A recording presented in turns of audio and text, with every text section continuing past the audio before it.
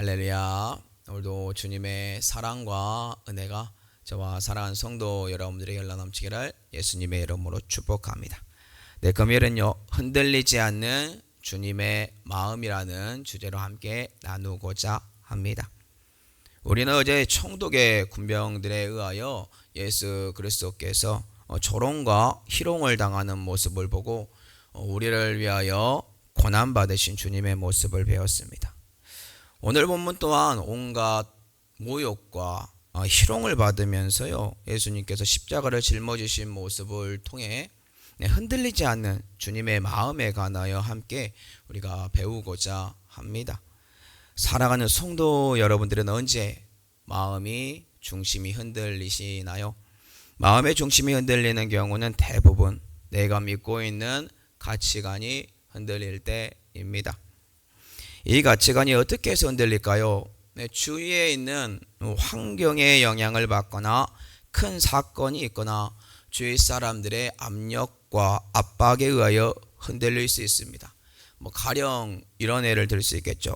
나를 따르고 의지했던 사람들이 이제 돌이켜서 나를 정죄하고 욕하고 선의의 눈빛을 보냈던 사람이 불의의 눈빛과 행동을 나에게 합니다.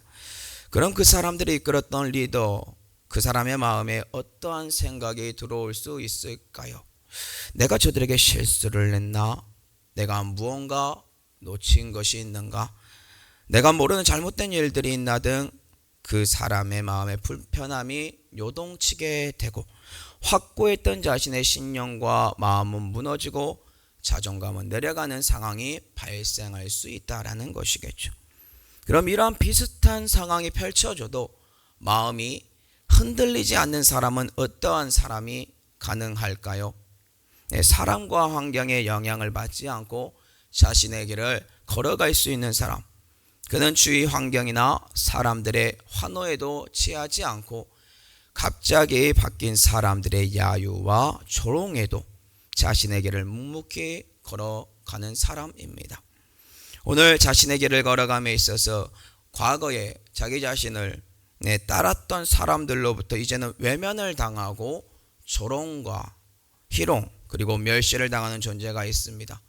그분이 바로 예수 그리스도이십니다. 사람은 자신이 당하는 고통이 강하면 강할수록 그 자리를 벗어나기 위하여 거짓말을 하거나 자신의 신념을 버리고 이전과 다른 행동을 하는 경우가 많이 있습니다. 그러나 오늘 본문에 등장하신 예수 그리스도께서는 묵묵히 모든 조롱과 멸시와 희롱을 다 감수하시면서 십자가를 짊어지고 자신의 길을 걸어가고 있다라는 것입니다. 그럼 도대체 예수 그리스도께서는 어떻게 이러한 조롱과 핍박 속에서도 흔들리지 않고 자신의 길을 묵묵히 걸어갈 수 있었던 것일까요? 도대체 그 이유가 무엇일까요? 분명히 예수님은 하느님과 동등된 분이시요 창조의 근원 되시며 적대감을 드러내는 피조물 그들에게 조롱과 핍박, 희롱 참으면서까지 묵묵히 자신의 길 도대체 어떻게 걸어간 것인가요? 그 이유는 바로 예수 그리스도께서는요, 성부인 하나님의 뜻을 알았고 그 뜻을 이루기 위하여 십자가를 짊어져야 한다는 것을 가슴 깊숙이 새기고 있었기 때문입니다. 그 짐은 어떠한 무게인가요? 모든 죄인들의 죄악의 무게로 우리가 헤아릴 수 없는 깊이의 무게입니다. 이 깊이는 아담의 죄로부터 오늘날에 이르는 모든 이들의 사망의 깊이요, 또한 아직 태어나지도 않은 자들의 죄악, 이 죄악 가운데 있는 사망의 무게까지 예수 그리스도께서 짊어지신 무게입니다. 그럼 묻겠습니다. 우리는 어떠한가요? 하나님의 뜻을 깨닫고 그 짐의 무게를 알며 주님의 길을 걸어가고 있는 존재들인가요? 그 짐의 무게를 이해하지도 파악하지도 못하고 걸어가고 있는 존재들인가요? 참고로 오늘 본문을 보면요, 예수 그리스도께서 모든 인류의 죄를 사하기 위하여 짊어지신 십자가의 이 무게를 모르지만 그 짐을 함께 짊어진 존재가 한 명 등장합니다. 그 사람은 구레네 사람 시몬이죠. 마태복음 27장 32절에 나오는데요. 나가다가 시몬이란 구레네 사람을 만나매 그에게 예수의 십자가를 억지로 지워가게 하였더라.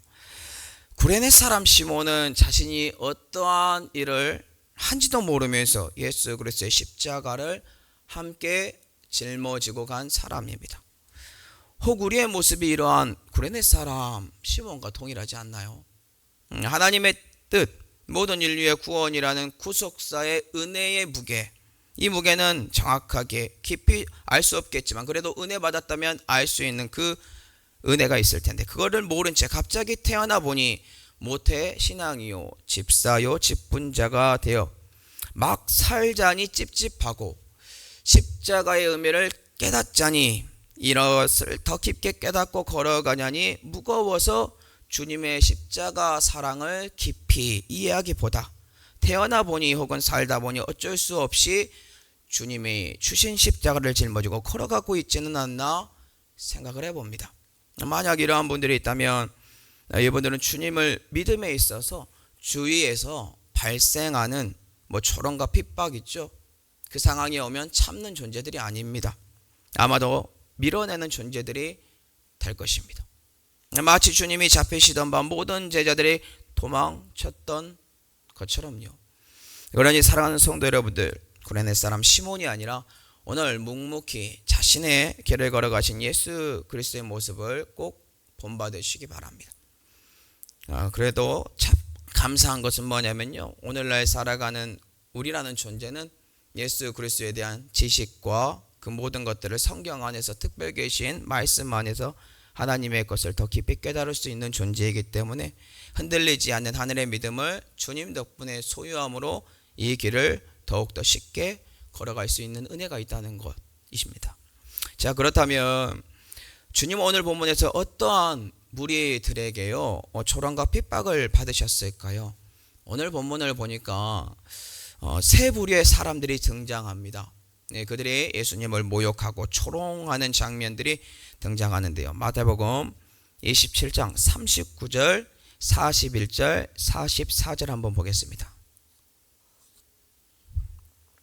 39절입니다.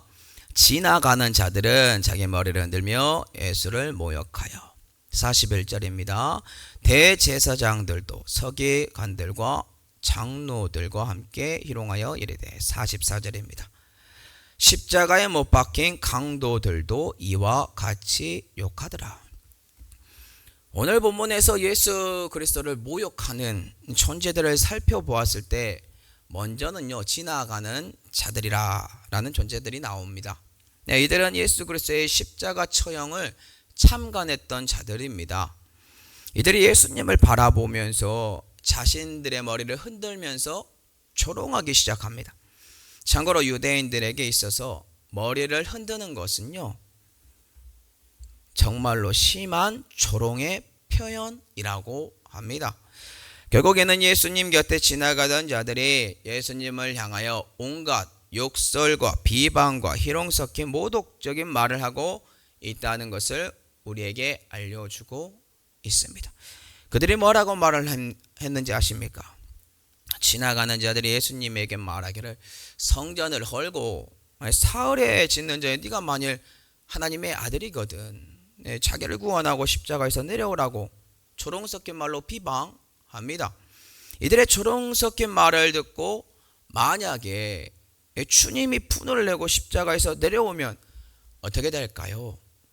인류의 구원의 성취를 이룰 수 없습니다. 없어지는 겁니다. 그런데 주님은 지금 이러한 모욕적인 말들을 참고 자신의 길을 마음이 흔들리지 않은 상태로 계속해서 꿋꿋이 걷고 있습니다. 두 번째, 예수 그리스도를 모욕한 무리는 누구인가요? 그들은 바로 대제사장들과 서기관 그리고 장로들입니다. 이들 또한 주님을 모욕하기를 주님의 심기를 건드려요. 십자가에서 내려오게 하려는 비방입니다. 그들이 하는 말 살펴보면 남은 구원하였으되 자기는 구원할 수 없도다. 이스라엘의 왕이여 지금 십자가에서 내려오라고 이 일이 벌어지면 자신들이 믿겠다라고 합니다. 그렇게 비방하죠. 주님께서 묵묵히 걸어가고 있는 모든 인류의 구원의 역사를 이들 또한 방해하고 있습니다. 참고로 이 전략 사단의 전략이겠죠. 마지막으로 또 어떠한 무리들이 주님을 모욕하고 희롱하고 있습니까? 그것은 바로 십자가에 못 박힌 강도들이죠. 참고로 누가복음에서는 한쪽 강도 회개하여 주님과 함께 낙원으로 간 것으로 표현하고 있습니다. 하지만 마태복음은요, 두 사람 다 주님을 비방한 자들로 표현하고 있습니다. 이를 해석함에 있어서 어떠한 학자들은 여기 나온 강도들 이거 복수 아닐 거다, 그냥 강도 한 사람만 주님을 비방했을 것이다 라고 이렇게 해석하는 분들도 있습니다. 하지만 이러한 해석보다 처음에는요, 두 강도 모두 주님을 비방하다가 어떠한 비난에도 예수 그리스도께서 거룩함과 인내하는 모습, 그리고 흔들리지 않는 모습을 옆에서 강도가 보고 마음이 변화하여 회개한 것으로 보는 것이 더욱더 좋습니다. 아무튼 마태는 이 두 강도 또한 주님을 모욕하고 희롱하는 존재로 표현합니다. 사단이 많은 사람들의 마음을 이용함으로 예수 그리스도의 마음을 꺾어 하나님의 뜻인 구속사를 이루지 못하게 하기 위하여 발악하고 있는 모습을 우리에게 보여주고 있습니다. 그다음에 예수 그리스도께서는 이러한 심각한 조롱과 핍박에도요, 흔들리지 않을 수 있는 이유 무엇입니까? 그것은 바로 주님은 하나님의 뜻을 깨달았고 그 깨달음을 그냥 넘기지 않았습니다. 처절한 기도를 통하여 자신의 심령을 성령으로 채워 흔들리지 않는 존재가 되었기 때문인데요. 마태복음 26장 39절, 42절, 44절을 보겠습니다. 39절입니다. 조금 나아가사 얼굴을 땅에 대시고 엎드려 기도하여 이르시되 내 아버지여, 만일 할만하시거든 이 잔을 내게서 지나가게 하옵소서. 그러나 나의 원대로 마시었고 아버지의 원대로 하옵소서 하시고. 42절입니다. 두 번째 나아가 기도하여. 44절입니다. 세 번째 같은 말씀으로 기도하신 후. 예수 그리스도께서 지금 수많은 사람들의 조롱과 핍박에도 마음의 중심이 흔들리지 않는 이유, 지금 여기에 정확하게 나와 있습니다. 예수님의 기도를 보면 답이 쉽습니다. 주님께서 하나님께 기도하기를 만일 할만하시거든 이 잔을 내게서 지나가게 해달라고 합니다. 주님은 지금 자신이 마셔야 하는 고난의 잔이 무엇인지 정확하게 알고 있습니다. 이 잔이 바로 오늘 본문에 등장한 십자가에 못 박히는 고난입니다. 이 고난의 잔입니다. 이렇게 예수 그리스도께서 십자가에서 보혈의 피를 흘려야만 모든 인류의 죄를 사함받을 수 있는 것이 하나님의 뜻이라는 것을 정확하게 알고 계셨다라는 거예요. 그럼 이렇게 알고 있는 것으로 예수 그리스도께서 끝을 맺나요? 아니죠. 하나님의 뜻을 알고 있다면 그 말씀을 가지고 어떻게 해야 한다고요? 기도해야 합니다. 이는 나의 의는 사라지고 하나님의 의가 들어와 하나님의 의가 표출되어 행하는 자로서 성령의 충만한 존재로서 마음이 흔들리지 않을 수 있다라는 것입니다. 왜 그런가요? 기도하지 않으면 이 고난을 감당하지 못하기 때문입니다. 주님의 기도를 천천히 살펴보시기 바랍니다. 얼굴을 땅에 대시고 엎드려 처절하게 기도하시는데 만일 할만하시거든 이 잔을 내게서 지나가게 하옵소서라고 하지 않나요? 모든 인류의 죄를 짊어지는 십자가에서의 처형이 얼마나 처절한 고통이요 사망인지를 보여주는 장면이며 하나님께 기도하지 않으면 절대로 감당할 수 없는 사건이라는 것을 보여주는 대목입니다. 결국 주님께서는 이 기도를 통해 무엇을 마음에 품고 계신가요?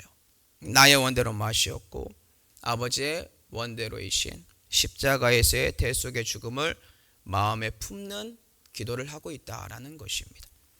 이 기도를 몇 번이나 했다고요? 한 번입니까? 아닙니다. 총 3번입니다. 참고로 성경에서 3은 신적인 충만함을 보여주는 완전수의 상징을 포함하는 숫자죠. 삼위일체의 하나님도 3이요.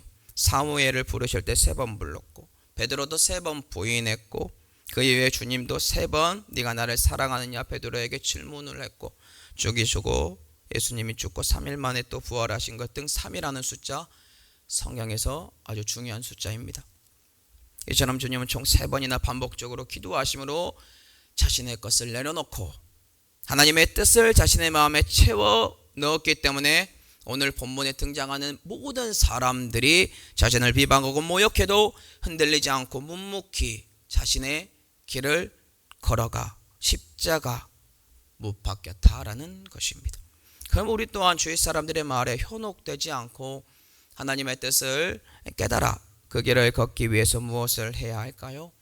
이것은 바로 예수 그리스도께서 보여주신 겟세마네 동산에서의 기도처럼 처절한 자기 부인의 기도가 있어야 한다라는 것입니다.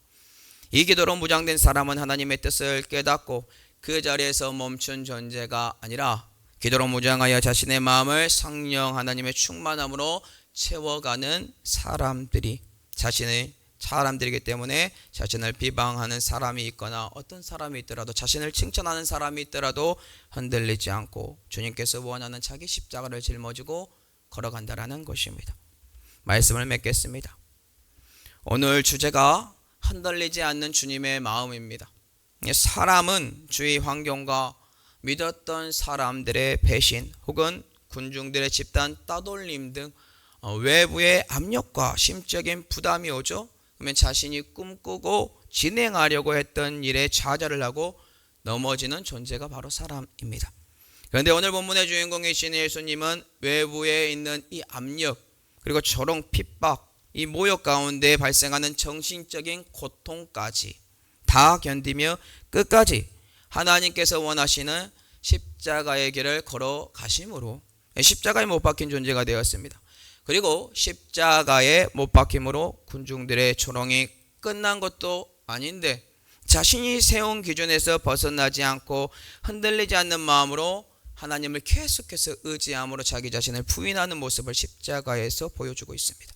이 모습이 어떻게 가능하게 되었다고요? 바로 겟세마네 동산에서 3번의 처절한 기도를 통해서 더 정확하게 말하자면 예수님은 하나님의 뜻인 십자가에서의 고난을 알고 있었고 그 시기가 다가왔다는 것을 알고 겟세마네 동산에서 처절하게 기도하심으로 자신의 마음이 편하지 않고 이 길을 걸어갈 수 있는 성령의 능력으로 채웠기 때문에 오늘 많은 무리들의 모욕과 희롱의 말을 자기 자신에게 하더라도 마음이 흔들리지 않았다라는 것입니다. 그러니 우리 사랑하는 성도 여러분들 또한 어떠한 결단의 시기가 옵니까? 그러면 십자가 짊어져야 하는 시기가 온다면 주님처럼 처절한 기도를 할 수 있는 곳으로 들어가시기 바랍니다. 그러면 하나님께서 성령의 충만한 가운데 자기 자신을 부인하고 기도한 분들의 마음이 흔들리지 않도록 성령 하나님 안에서 도와주실 겁니다. 오늘 이 새벽 하나님의 뜻을 깨달아 온전히 기도함으로 어떠한 조롱과 핍박과 모욕에도 흔들리지 않는 믿음의 사람들이 다 되시기를 예수 그리스도 이름으로 축복합니다.